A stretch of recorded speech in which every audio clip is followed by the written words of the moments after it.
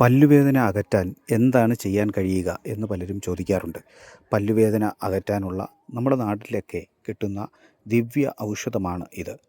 ഇത് കണ്ടില്ലേ, ഒരു മഞ്ഞപ്പൂവ്. ആ അങ്ങനെ ആ മഞ്ഞപ്പൂവ് നമ്മൾ ഒരു നുള്ള് ഉപ്പുമായി കലർത്തി ഒരല്പം വെള്ളത്തിൽ ഇട്ടതിന് ശേഷം ആ വെള്ളത്തിൻ്റെ നനവോടെ ഈ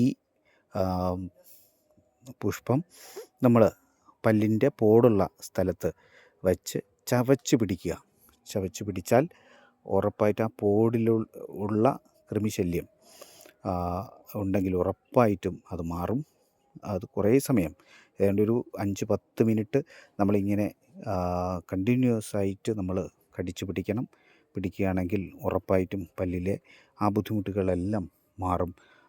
ദാ ഇവിടെ നമ്മുടെ വീട്ടിലും നാട്ടിലും പറമ്പിലും എല്ലാം നിൽക്കുന്ന ഒരു ഔഷധമാണ് ഇത്.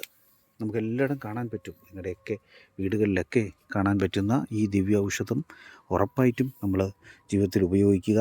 അത് ഉറപ്പായിട്ടും അതിൻ്റെ ഫലം നമുക്ക് കിട്ടുകയും ചെയ്യും.